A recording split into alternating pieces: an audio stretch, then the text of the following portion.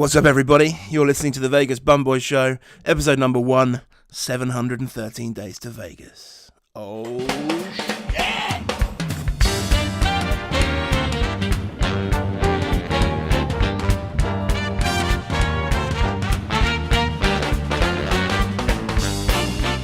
Alright, thanks for listening. Coming up on today's inaugural episode, we have a trip report from my very first trip to Las Vegas, which you'll be surprised to know covers various topics such as gambling with money, eating food, consuming alcoholic beverages, and avoiding Chris Angel's magic show.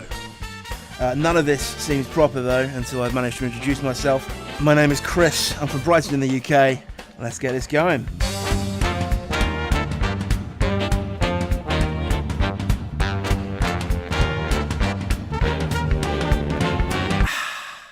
Okay, first up, you would not believe how long it just took me to record the opening minute of this show. I'm really going to need to up my game if I'm going to produce this show as often as I intend to, as a therapy for myself between now and my visit to Vegas in, September 2019. It's not even next year yet. I can't even say I'm going to Vegas next year. This unwelcome scenario that I find myself in kind of got me thinking about what it is I need to do to scratch the Vegas itch that's constantly there. And the single greatest thing I've found to scratch that itch has been listening to other people talk about Vegas while I'm thinking about Vegas. I've enjoyed listening to others talk about various interests of mine via the medium of podcasts for years and years, but it wasn't until I stumbled across Adam, a Vegas fanboy, and subsequently via his recommendation on one episode, Mark and Dr. Mike of You Can Bet On That I really noticed any kind of community across the podcasting world. It sucked me right in, and before long I was listening to 5 or 6 shows as often as they would release new material. 500, 360 Vegas and Tipping the Odds are also staples, along with more recently Faces and Aces and the Pod Bay Door. If in the unlikely event you're listening to this and you haven't ever heard any of the shows mentioned, I implore you to have a look and enrich your life.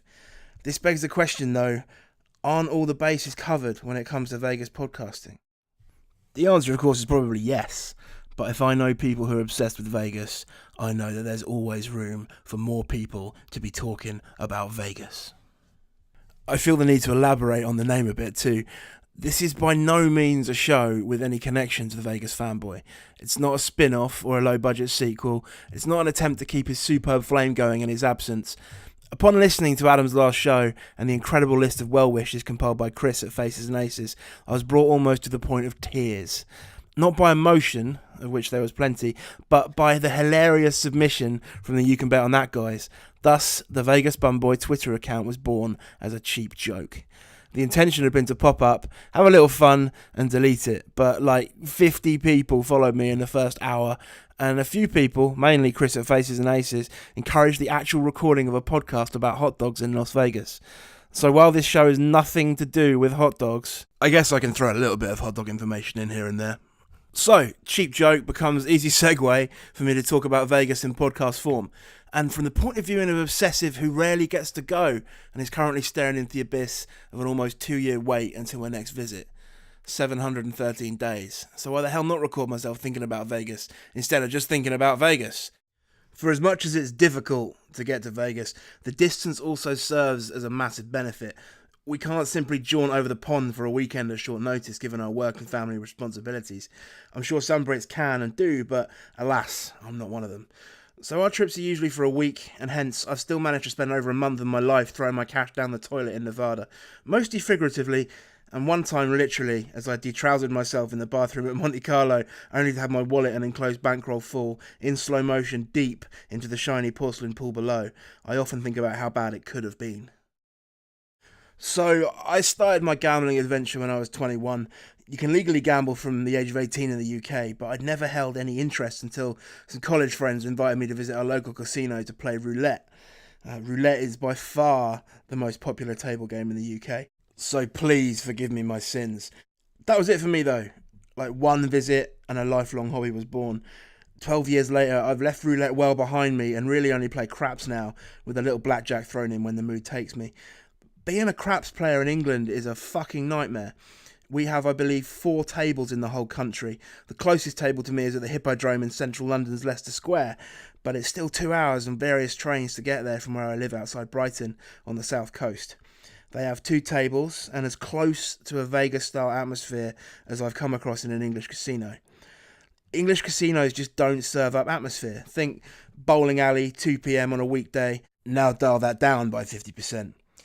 I don't know if it's just me and my penchant for Americana, but there's a stark difference between table gaming in the UK and table gaming in Vegas. Maybe I just like hanging out with Americans. The majority of my family is American after my uncle moved there in the 80s, so being the age I am, I grew up with a massive influence from US TV and movies, and also being lucky enough to visit my family across the country over 20 times. It's really given me a love for the country and its people. I could never live there on that basis, as it would absolutely destroy the mystique. Anyway, let's get on with the trip report. I need to apologise for lying to you in the opening segment of the show. This isn't my first trip, actually my second trip. My first trip to Vegas was in May 2013 with my wife and another couple. Great trip, but wanted to visit with my buddy so we could, include more gambling, more drinking, less wandering around, looking at stuff, shopping, shows, etc. So, together with my good friend Lee, we planned 8 nights at the Monte Carlo. We flew out on Delta from Heathrow via New York, which was fine on the way out, but on the way back home via Minneapolis was an absolute drag as we were lacking the anticipation of a trip to Las Vegas. I think I saved about £200 in the end by not flying direct. It's certainly not enough of a saving to warrant all that wasted time and stressful rushing to make connections. The Minneapolis layover alone was only 45 minutes. As a result, we'll only ever book direct again. There's only so many movies you can watch back to back, and by the time we were onto the second portion from New York to Las Vegas, I was climbing the fucking walls. Luckily, no delays, and we landed on time at McCarran at about 6 p.m. on a Saturday afternoon. Having flown direct previously, I hadn't visited the domestic terminal before, which is a much more Vegas-y welcome than the international terminal. A quick untunneled taxi ride to the Strip, and we were checking in with No Line at the Monte Carlo. The rooms there are pretty dated. We previously stayed in a newly refurbished room at the New York, and I was impressed with the finish. Monte Carlo just felt like a Holiday Inn. The view from the room left much to be desired as well. All I could see out the back was the vacant lot on which now stands the T-Mobile Arena. In fact, we saw the groundbreaking ceremony for that when I happened to look out the window one afternoon.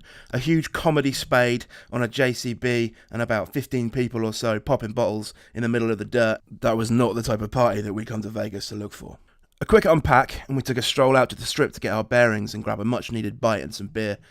We settled on the double barrel as we could sit outside and soak up some atmosphere.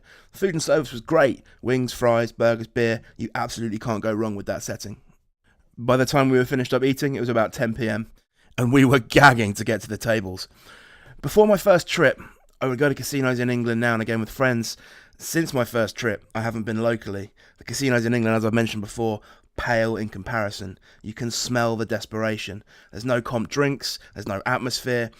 Las Vegas has probably saved me money in the long run, as I hardly ever gamble back home now. And whatever way you cut it, gambling money in Las Vegas is just holiday expenditure. You save your money to go on vacation, you spend your money on vacation, and you go home again. At this point in my life, back in 2013, I hadn't really got into craps yet. I was still playing blackjack for the most part. And despite my love of blackjack, I'm always anxious at the start of a trip. Like, I need to get back into the swing of things to feel comfortable walking up to a table. It doesn't take long, though, and we're perched at a $10 table, breaking ourselves in for a week of blackjack and Jack Daniels. Neither of us was very interested in slots, or indeed other table games at this point, although they will make an appearance later on. We played for a few hours until we were up a little bit, and then turned in about 1 a.m, having been awake for 28 hours straight. Just a couple of hours later at 4 a.m, and I'm wide awake again. It never ceases to amaze me, no matter how tired I am after flying to the States. I'll only sleep for a few hours on that first night. My buddy Lee spends half his time working in the States, so he's more accustomed to the time difference, and I leave him sleeping to go down for a wander. There's something so beautifully calm about the Las Vegas Strip at 5 a.m. in the morning when the sun's coming up but all the lights are still on. It could well be that moment was the most relaxed I have ever been and will ever be in my entire life. By the time Lee was up again, it was 9 o'clock and time for some breakfast. Now, we absolutely love eating outside on the Strip, so we ventured towards Planet Hollywood and grabbed some pancakes and fresh fruit at Cabo Wabo, I think. That place is what it is, and they get away with charging way more than the food's worth, given their location. Had it been later in the day and the fountains actually been going, I think I'd have enjoyed myself a little bit more. We spent the rest of the day casino hopping with absolutely no luck, then headed over to Mix at the Delano in the evening for some really fine steak and a sublime view of the Strip. I couldn't recommend this place enough, which is a shame because it's not open anymore.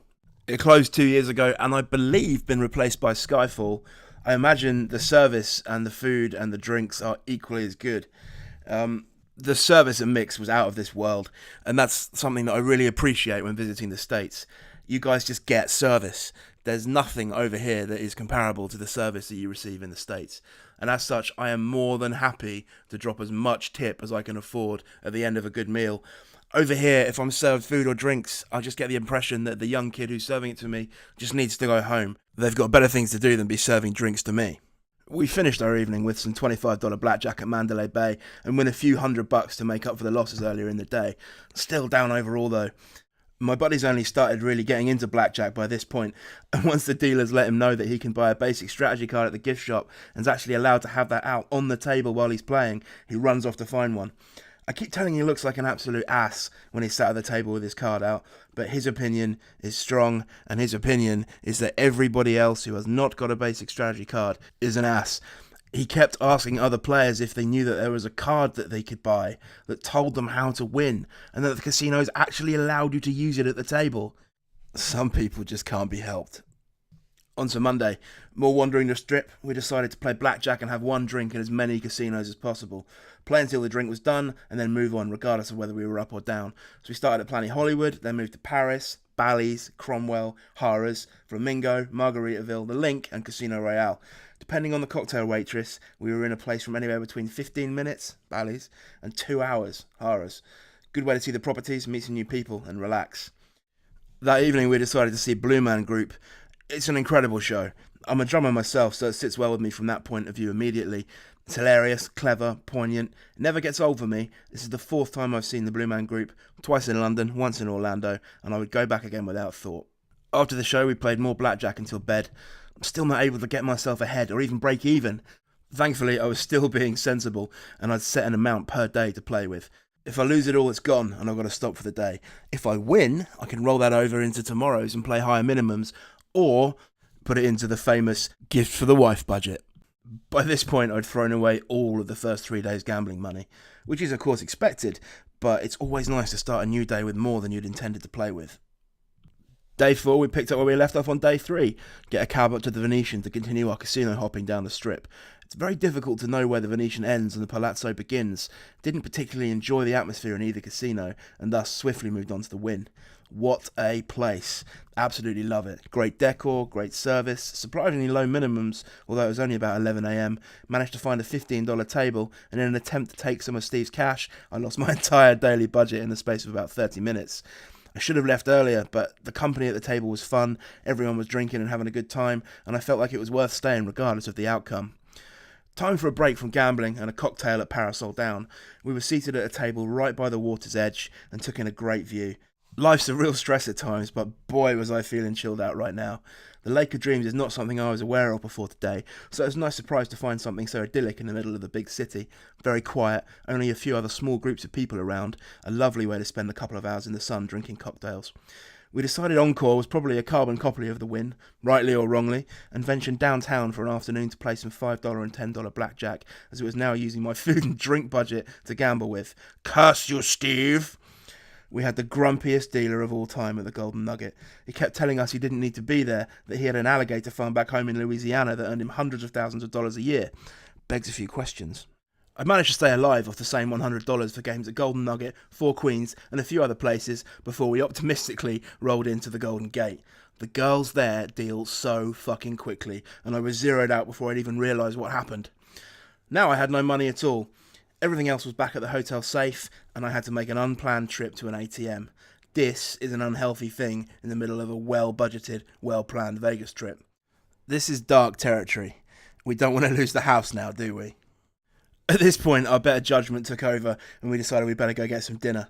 We set on Hash House A Go-Go at the Plaza, as it had been recommended by so many people. I should have ordered the chicken and waffles as I'd previously planned, but I got seduced by the sound of their ribs. A mistake. They were great, but so unbelievably massive, and so much of the same flavour was overbearing. I'd visit again to try different menu items if I found myself nearby and happened to be hungry, but I don't think I'd plan a return. By this time it was about 10, so we decided to go home with our tails between our legs, watch a bit of TV to recover more from the jet lag, and go to bed. We figured after the previous day's exploits and the budget-smashing downtown visit, we'd take it a bit easy on gambling on the Wednesday. Shopping in the morning, picked up a nice Tiffany ring for my wife and a bunch of new shirts for me.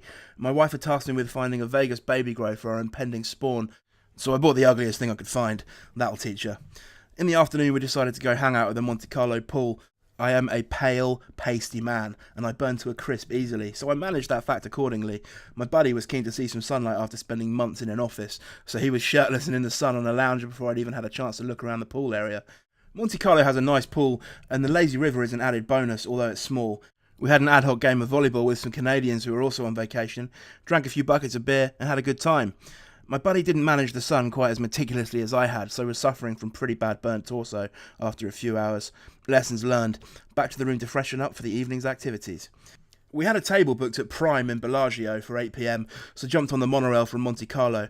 On the way, discovering where all the shops and restaurants were hidden in the walkway to the Monte Carlo monorail platform.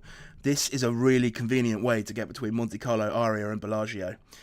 At Prime, we didn't luck out with a balcony table or even a fountain view table from inside, but that wasn't essential for us, so we weren't that bothered.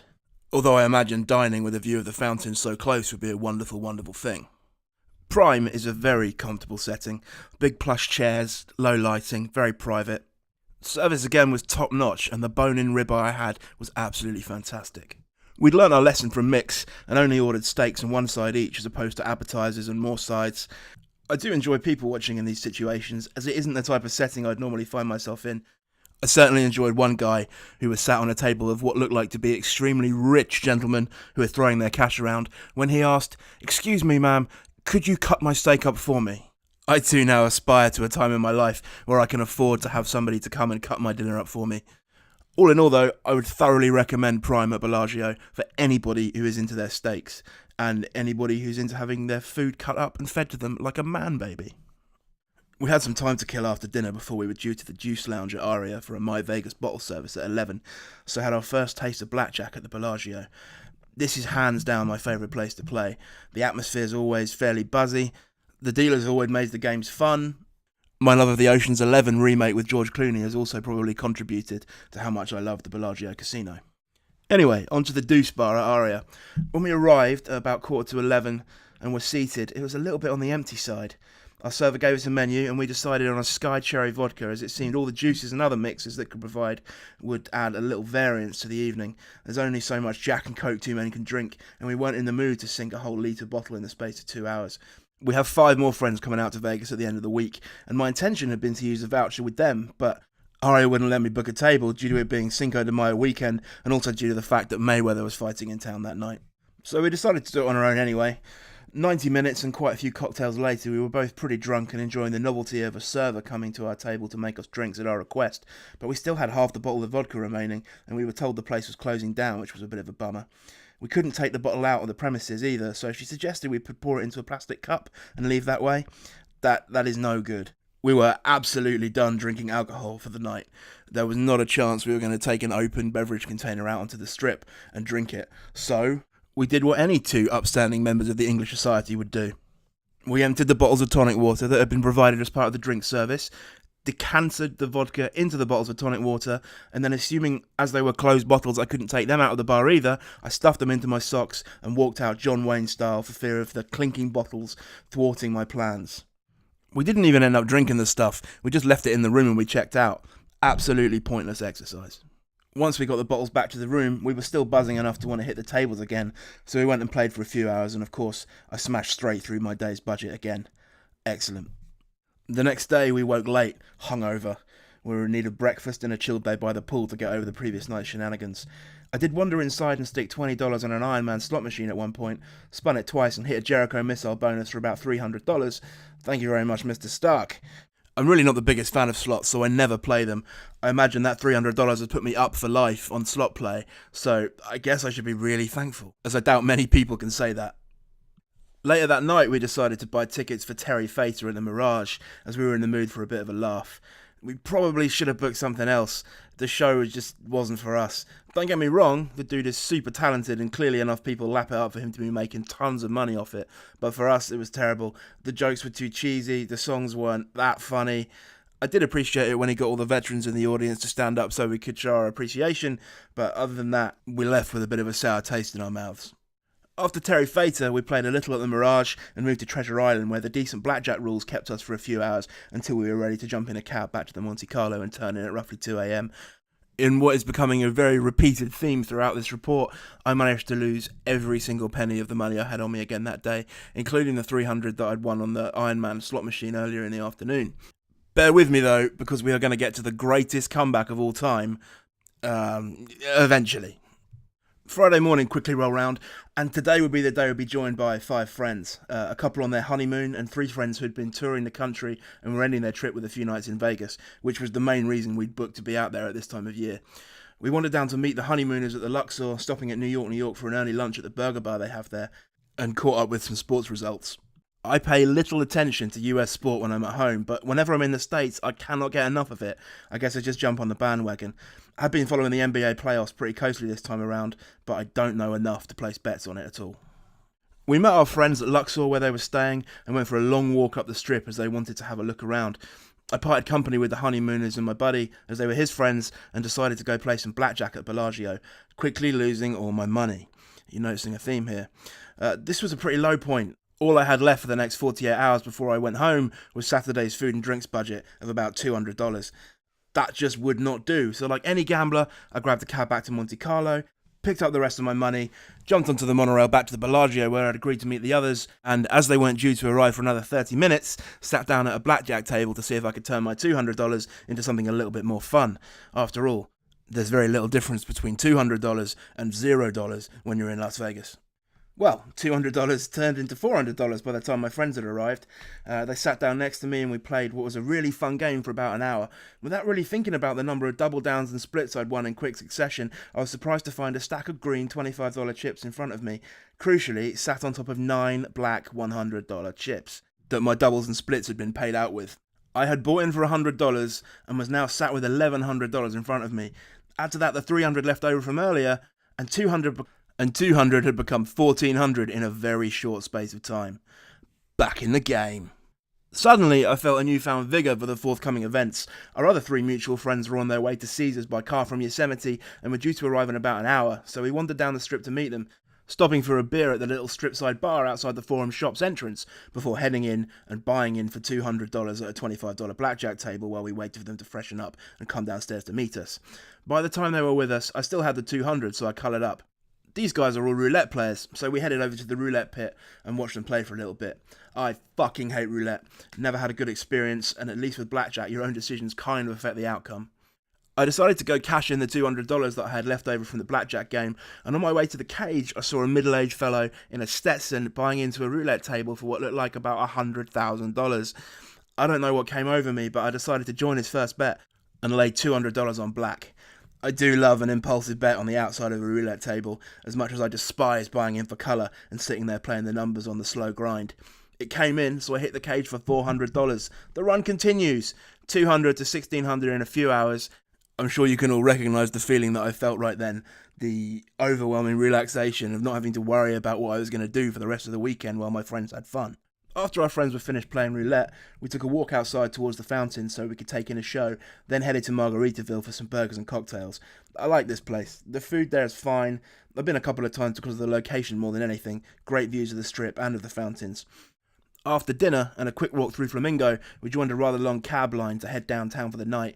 We were dropped at the Golden Nugget, and I remembered how awesome it had been last time to play blackjack outside by the pool with the shark tank behind us, so we headed there and played a few hands, adding another $200 to the pot. I felt like I couldn't lose, which was just the booze talking. We then headed outside to take in the atmosphere on Fremont Street and check out the light show on the overhead screen, which is a must for any Vegas first-timer. There's nothing quite like the first time you see the lights of Fremont Street.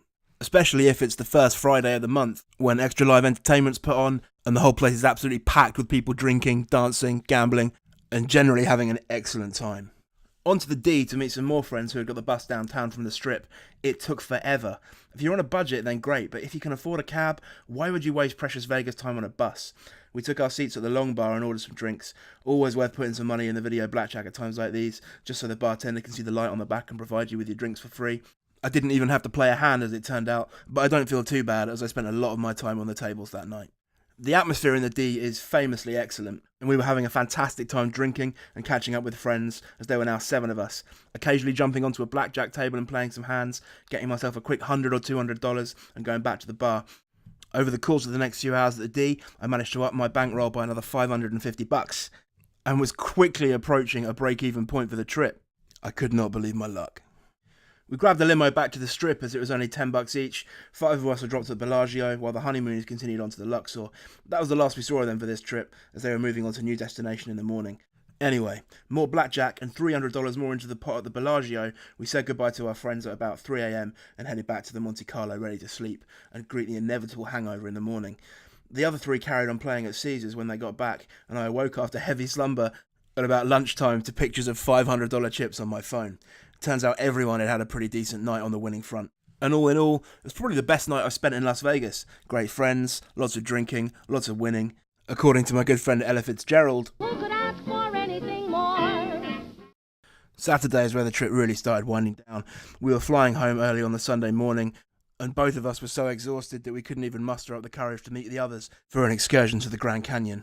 On the final morning, my alarm got me up at 8, and after a quick checkout, I left my bag with the porter to grab some breakfast and play some final blackjack. Saturday had been a gambling-free day, hence me skipping over it entirely on this report.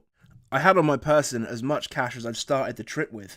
I floated about a couple of $25 tables and broke even, decided I would like to see what the buzz of $100 minimums might be, so entered the high-limit room, which was completely empty. Put $1,000 down and started to play. Immediately, I had some good double-down opportunities and lost them all, down $500. I convinced myself that losing this $1,000 wouldn't be a bad deal because I'd still be going home with way more money than I'd intended to. After about 45 minutes, I had about $2,000 in front of me, and that was it. I was fucking done. I did the sensible thing and bought the wife more jewellery from the airport as well as some perfume and other bits to add to her "Thank you for letting me come to Vegas while you're pregnant" gift basket. And here ends the first trip report of the Vegas Bumboy Show. Congratulations if you lasted the whole way, and I apologise for the fact that I cannot record podcasts for shit. If you'd like to get involved in our conversation online, you can follow me on Twitter. The handle is @VegasBunboy.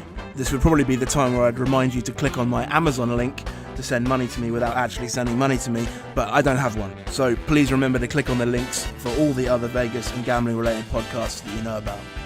The astute among you will remember back to the beginning of the show where I mentioned that we were going to try and avoid Chris Angel's magic show. And we did. That's why I didn't mention it. It was a great success, and that brings us to the end of the show. So thank you very much for bearing with me if you've got all the way to the end. I'll probably make a second one if this gets anything more than 2 downloads. And yeah, see you next time. Cheers!